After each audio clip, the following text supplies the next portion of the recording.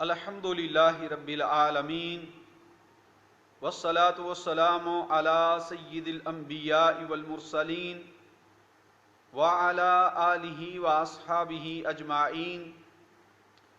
ناظرین و سامعین، زمانے نے دیکھا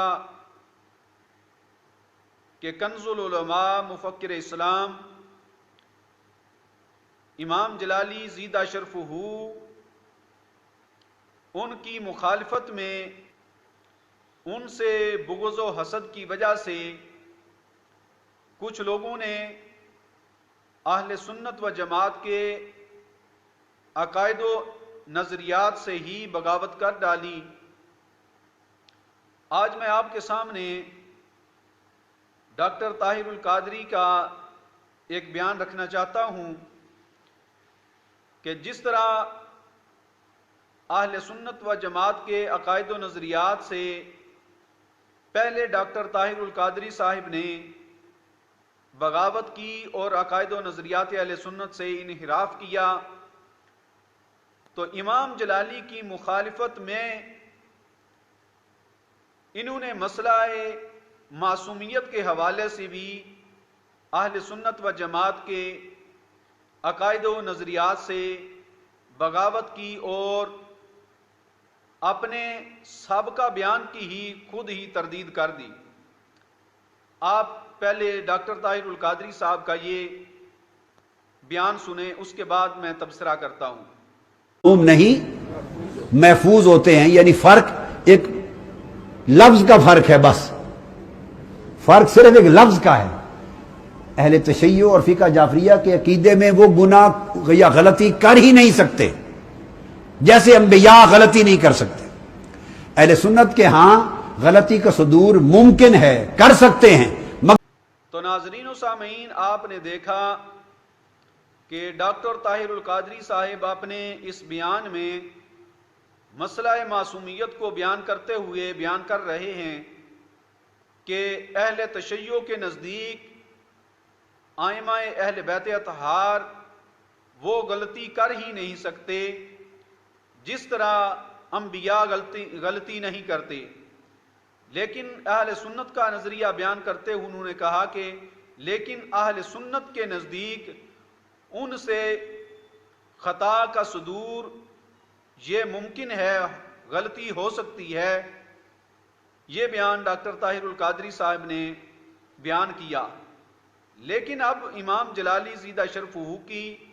مخالفت میں ان کا جو نیا بیان سامنے آیا، اس میں انہوں نے کیا کہا وہ بھی آپ سماعت کر سکتے ہیں۔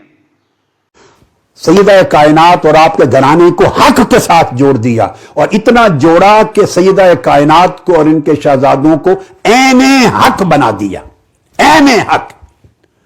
اب اللہ اور اللہ کا رسول انہیں عین حق کہیں اور ہم ان میں خطا کا امکان ڈھونڈیں،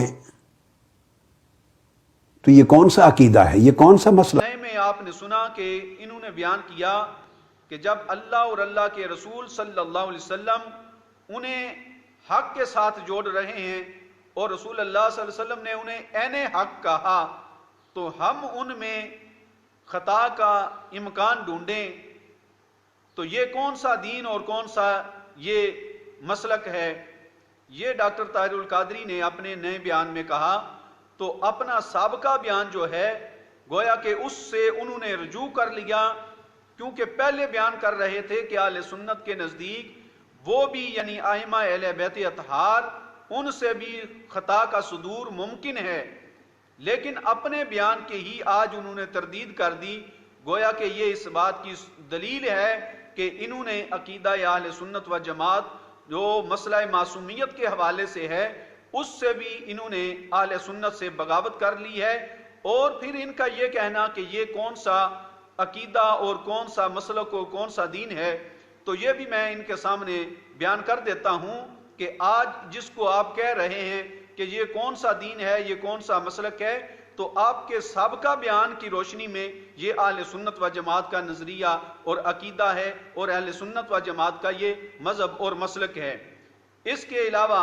قبلہ عالم سیدنا پیر مہر علی شاہ علیہ رحمہ ان کی بھی عبارت آپ کے سامنے رکھنا چاہتا ہوں۔ کیونکہ انہوں نے کہا کہ یہ ان میں جب اللہ اور اللہ کے رسول ان کو عین حق کہیں تو ہم ان میں خطا کا امکان ڈھونڈیں تو یہ کون سا مسلک اور کون سا دین ہے؟ تو یہ قبلہ عالم سیدنا پیر مہر علی شاہ علیہ رحمہ ان کا یہ مسلک اور عقیدہ ہے، اور یہی عقیدہ اہل سنت و جماعت کا ہے۔ گویا کہ انہوں نے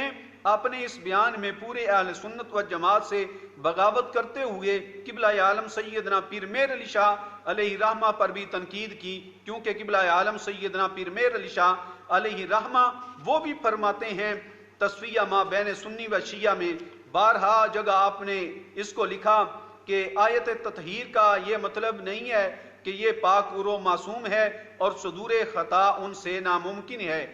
یعنی کہ پیر مہر علی شاہ علیہ رحمہ یہ بھی اہل سنت و جماعت کا مسلک بیان کرتے ہوئے فرما رہے ہیں کہ اہل بیت اطہار جو ہیں یہ معصوم نہیں ہیں اور ان سے خطا کا صدور یہ ممکن ہے، ان سے بھی خطا ہو سکتی ہے۔ تو جس کو ڈاکٹر طاہر القادری صاحب کہہ رہے ہیں یہ کون سا مسلک ہے اور کون سا عقیدہ ہے، تو میں یہ بیان کرنا چاہتا ہوں کہ یہ پیر مہر علی شاہ علیہ رحمہ ان کا عقیدہ ہے، یہ آپ کے سابقہ بیان کی روشنی میں یہ اہل سنت و جماعت کا عقیدہ ہے۔ فقط آپ نے